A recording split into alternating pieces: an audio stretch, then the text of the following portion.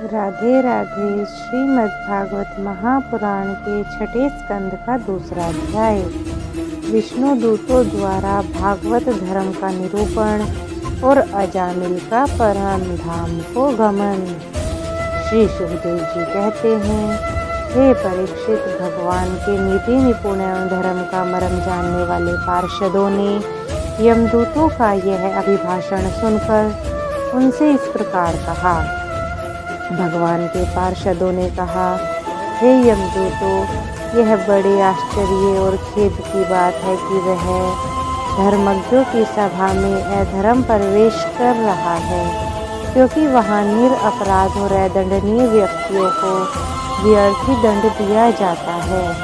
जो प्रजा के रक्षक हैं, शासक हैं, समदर्शी हैं और परोपकारी हैं, यदि वे ही राजा के प्रति विषमता का व्यवहार करने लगेंगे तो फिर प्रजा किसकी शरण लेगी। सत्पुरुष जैसा आचरण करते हैं, साधारण लोग भी वैसा ही करते हैं। वे अपने आचरण के द्वारा जिस कर्म को धर्म अनुकूल प्रमाणित कर देते हैं, लोग उसी का अनुकरण करने लगते हैं। साधारण लोग पशुओं के समान धर्म और अधर्म का स्वरूप न जानकर किसी सत्पुरुष पर विश्वास कर लेते हैं और उसी की गोद में सिर रखकर निर्भय और निश्चिंत सो जाते हैं।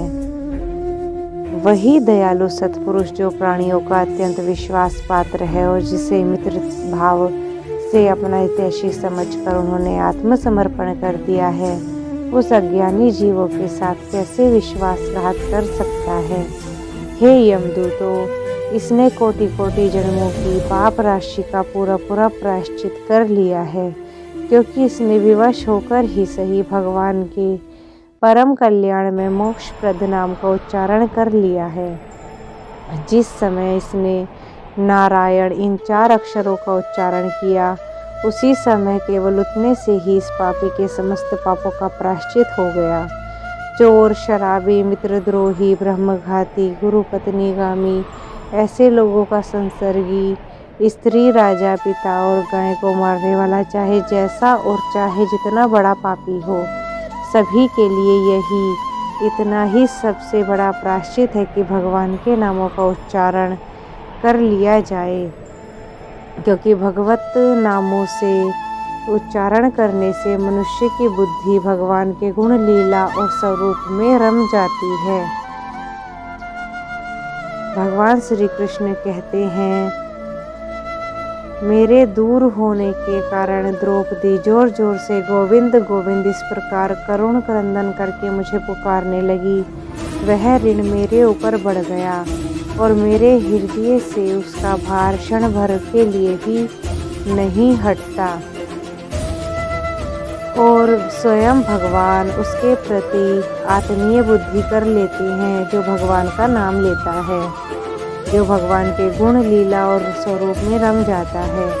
बड़े बड़े ब्रह्मवादी ऋषियों ने पापों के बहुत से प्रायश्चित कृच्छ्र, चांद्रायण आदि व्रत बतलाए हैं, परंतु उन प्रायश्चितों से पापी की वैसी जड़ से शुद्धि नहीं होती जैसे भगवान के नामों का उनसे गुम्फित पदों का उच्चारण करने से होती है, क्योंकि वे नाम पवित्र कीर्ति भगवान के गुणों का ज्ञान कराने वाले हैं।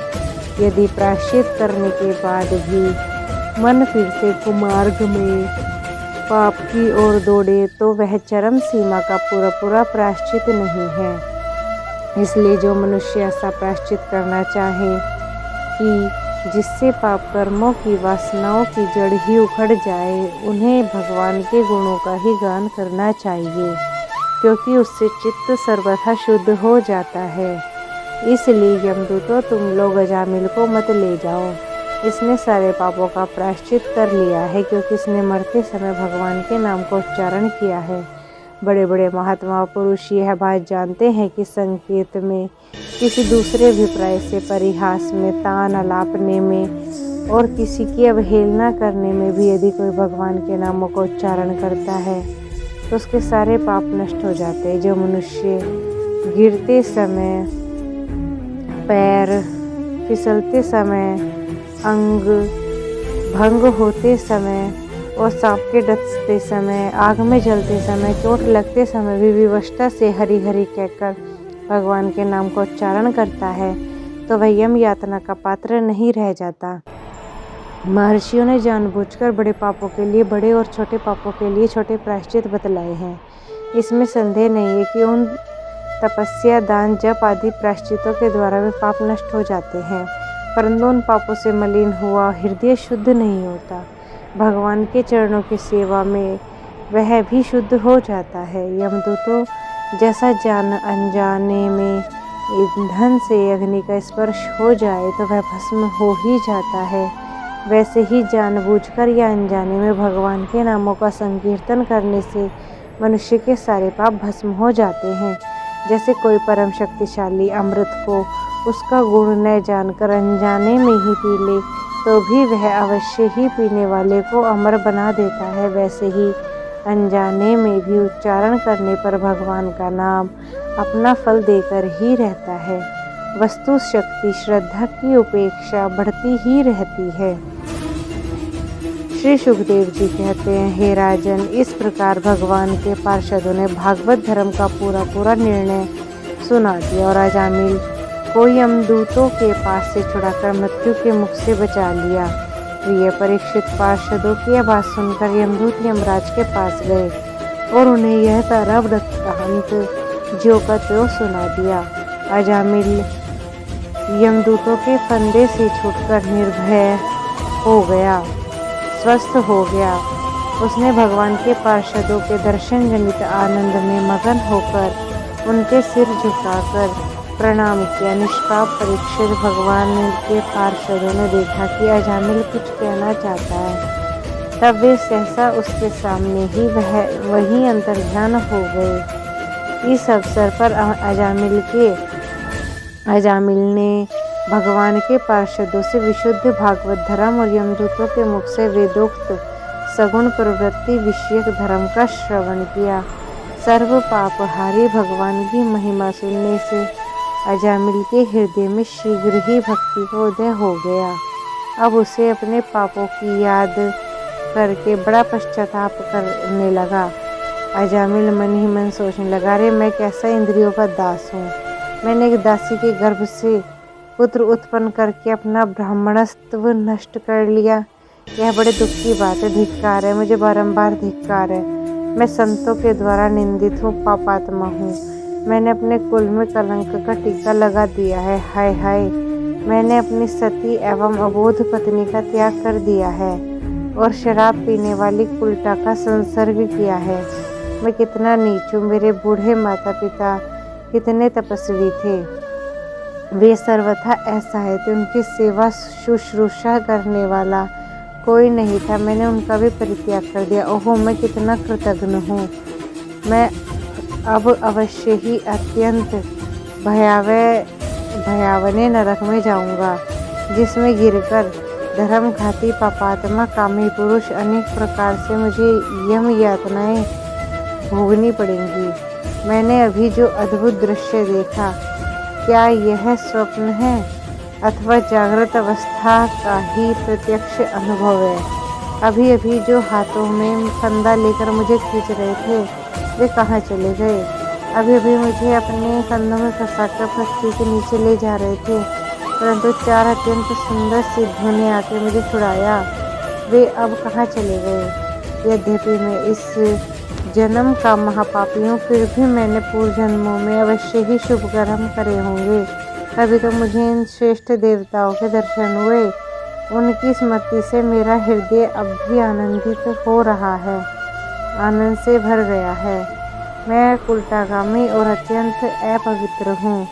यदि पूर्व जन्म में मैंने पुण्य न किए होते तो मरने के समय मेरी जीभ भगवान के मनमोहक नाम का उच्चारण कैसे कर लेती। कहाँ तो मैं महाकपटी, पापी, निर्लज्ज और ब्रह्म तेज को नष्ट करने वाला, तथा कहाँ भगवान का परम मंगल में नारायण नाम। सचमुच मैं तो कृतार्थ हो गया। अब मैं अपने मन, इंद्रिय और प्राणों को वश में करके ऐसा करूँगा प्रयास कि फिर अपने को घोर अंधकार में नरक में न डालूं। अज्ञानवश मैंने अपने शरीर को समझकर उसके लिए जो बड़ी बड़ी कामनाएं की हैं, उनकी पूर्ति के लिए अनेकों कर्म किए हैं, उन्हीं का फल है यह बंधन। अब मैं इसे काटकर समस्त प्राणियों का हित करूँगा, वासनाओं को शांत कर दूँगा, समस्त मित्रता का व्यवहार करूँगा और दीन दुखियों पे दया करूँगा, पूरे संयम के साथ रहूँगा। भगवान की माया ने स्त्री का रूप धारण करके मुझ अधम को फांस लिया और क्रीड़ा मृग की भांति मुझे बहुत नाच नचाया। मैं अब अपने आप को उस माया से मुक्त रखूँगा। मैंने सत्य वस्तु परमात्मा को पहचान लिया है। अब मैं शरीर आदि में मैं और मेरे का भाव छोड़ के भगवत नाम कीर्तन आदि अपने मन को शुद्ध करूँगा और उसे भगवान में लाऊंगा। श्री सुखदेव जी कहते हैं, हे राजा परीक्षित, उन भगवान के पार्षद महात्माओं का केवल थोड़ी ही देर के लिए संसर्ग हुआ, इतने से ही अजामिल के चित्त में संसार के प्रति वैराग्य हो गया। वे सबके संबंध और मोह को छोड़कर हरिद्वार चले गए। उस देवस्थान में जाकर वे भगवान के मंदिर में आसन में बैठ गए और उन्होंने योग मार्ग का आश्रय लेकर अपनी सारी इंद्रियों को विषयों से हटा के मन में लीन कर लिया और मन को बुद्धि में मिला दिया। इसके बाद आत्मचिंतन के द्वारा उन्होंने बुद्धि और विषयों को पृथक पृथक कर लिया। भगवान के धाम अनुभव स्वरूप पर ब्रह्म में जोड़ दिया। इस प्रकार जब अजामिल की बुद्धि त्रिगुणमयी प्रकृति से ऊपर उठकर भगवान के स्वरूप में स्थित हो गई, तब उसने देखा कि उनके सामने वे ही चारों पार्षद जिन्हें उन्होंने पहले देखा था खड़े हैं। अजामिल ने सिर झुकाकर उन्हें नमस्कार करा। उनका दर्शन पाने के बाद उन्होंने उस तीर्थ स्थान में गंगा के तट पर अपना शरीर त्याग दिया और तत्काल भगवान के पार्षदों का स्वरूप प्राप्त कर लिया। अजामिल भगवान के पार्षदों के साथ स्वर्णमय विमान पर आरूढ़ होकर आकाश मार्ग से भगवान लक्ष्मीपति के निवास स्थान वैकुंठ को चले गए। हे परीक्षित, अजामिल ने दासी का सहवास करके सारा धर्म कर्म चौपट कर दिया था। वे अपने निंदित कर्म के कारण पतित हो गए। नियमों से च्युत हो जाने के कारण उन्हें नरक में गिराया जा रहा था, परंतु भगवान के एक नाम का उच्चारण करने मात्र से वे उससे तत्काल मुक्त हो गए। जो लोग इस संसार बंधन से मुक्त होना चाहते हैं, उनके लिए अपने चरणों के स्पर्श से तीर्थों को तीर्थ बनाने वाले भगवान के नाम से बढ़ के कोई साधन नहीं है, क्योंकि नाम का आश्रय लेने से मनुष्य का मन फिर कर्म पचड़ों में नहीं पड़ता। भगवत नाम के अतिरिक्त और किसी प्रायश्चित का आश्रय लेने पर मन रजोगुण और तमोगुण से ग्रस्त ही रहता है तथा पापों को पूरा नाश भी नहीं होता है। परीक्षित, यह इतिहास अत्यंत गोपनीय और समस्त पापों का नाश करने वाला है। जो पुरुष श्रद्धा और भक्ति के साथ इसका श्रवण कीर्तन करता है, वह नरक में कभी नहीं जाता। यमराज के दूत तो आंख उठाकर उसकी तरफ देख भी नहीं सकते। उस पुरुष का जीवन चाहे पाप में ही क्यों न रहा हो, वैकुंठ लोक में उसकी पूजा होती है। हे परीक्षित, देखो अजामिल जैसे पापी ने मृत्यु के समय पुत्र के बहाने भगवान का नाम का उच्चारण किया, उसे भी वैकुंठ की प्राप्ति हो गई। फिर जो लोग श्रद्धा के साथ भगवत नाम का उच्चारण करेंगे, उनकी तो बात ही क्या है। राधे राधे राधे।